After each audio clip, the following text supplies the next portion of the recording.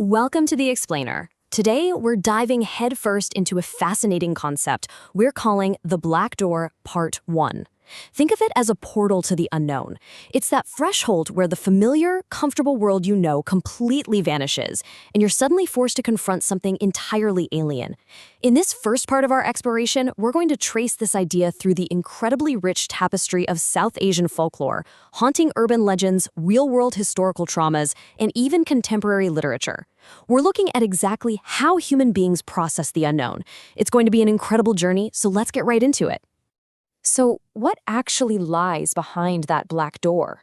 Well, to figure that out, let's look at Moss and Hamid's amazing novel, Exit West. In this story, refugees aren't crossing borders on foot or taking these perilous, drawn-out boat rides. Instead, they step through magical black doors to instantly escape cities torn apart by war. Imagine that. You walk through a door in a literal war zone and you instantly step out into a quiet street in London or Australia. Sounds great, right? But here's the catch. Doing so instantly and completely strips away their concept of home. The physical journey is totally gone, leaving only this massive psychological shock of instantaneous displacement.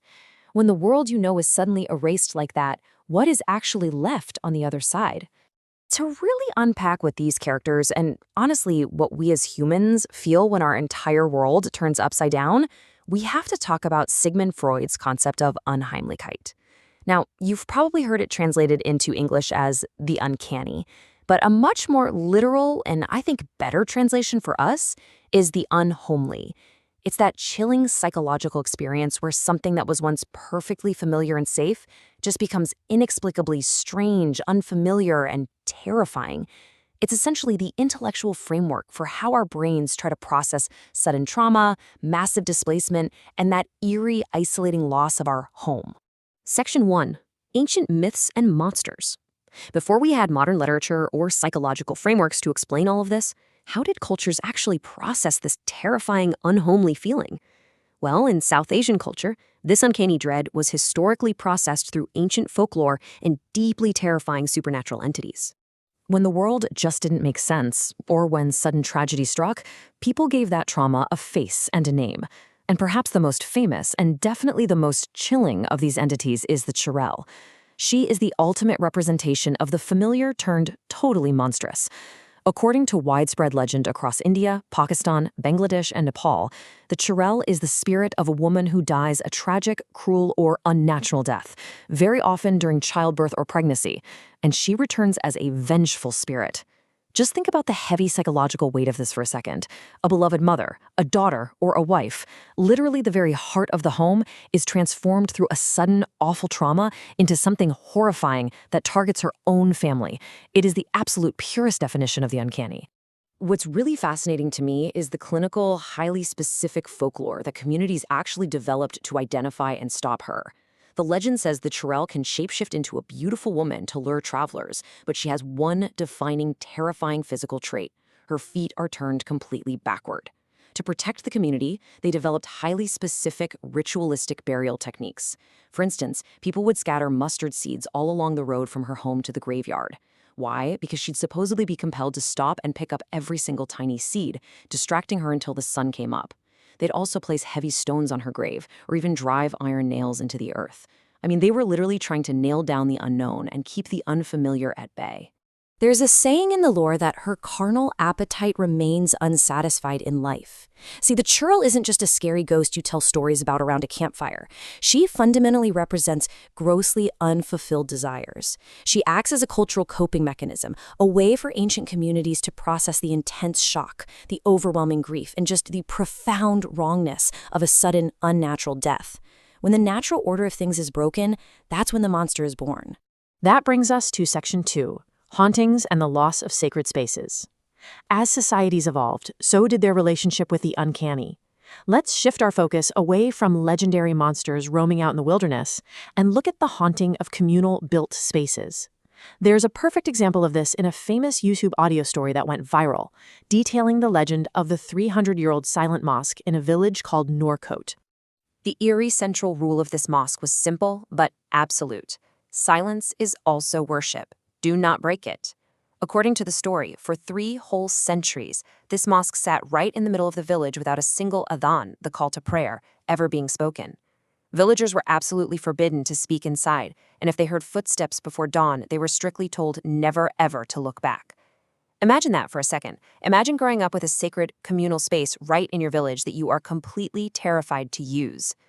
The story centers around a modern, educated young man named Harris. He returns to the village and decides, you know what, I'm going to investigate this.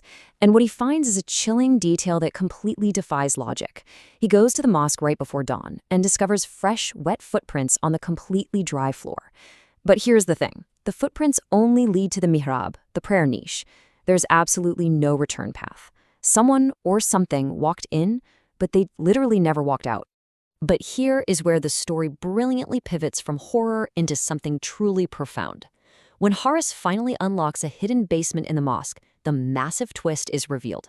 The silence wasn't hiding an evil monster or some malevolent spirit at all. As the village elder explains to him, we have protected a fear all our lives, while in reality, we were the guardians of a trust. Down in that vault was an ancient Quran and a letter.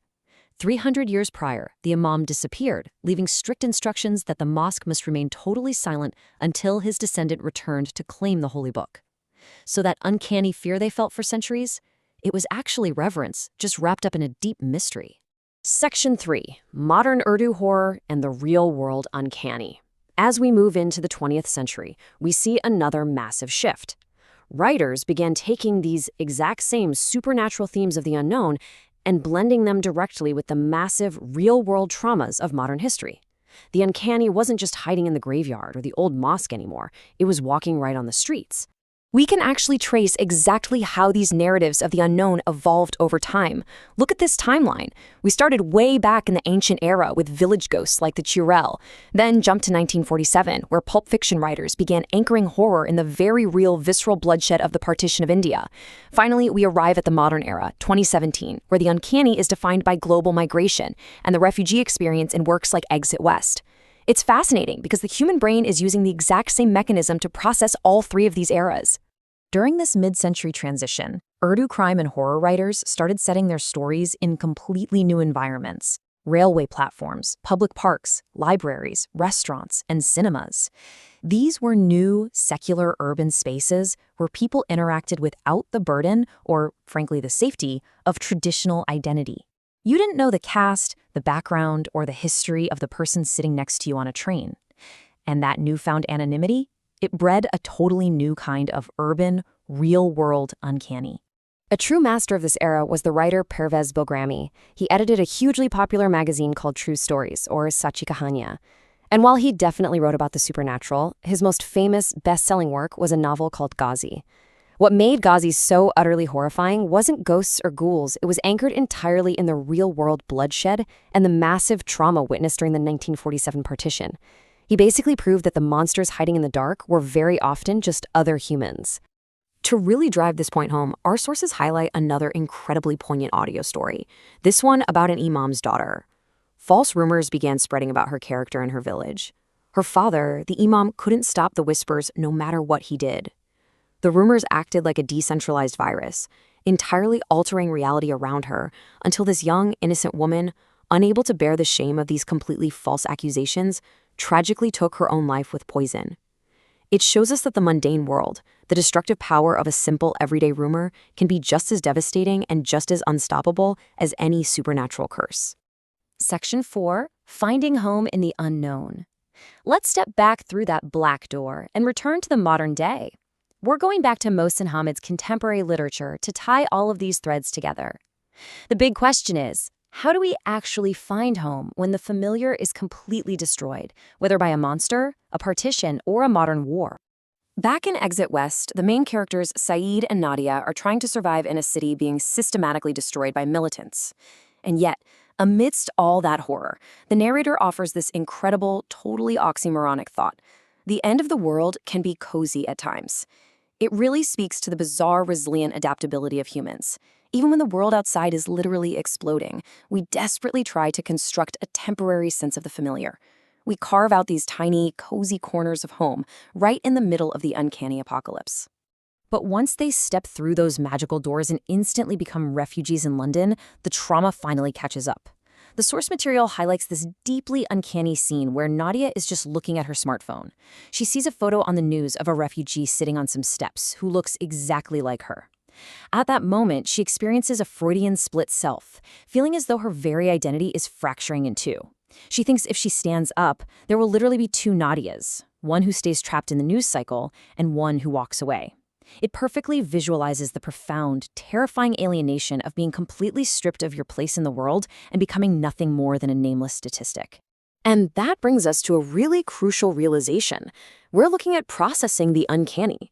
Whether we are talking about the supernatural uncanny, churls, cursed mosques, and shape-shifting monsters, or we're talking about the real-world uncanny of migration, war, and the sudden loss of identity, they are functionally the exact same thing in our minds.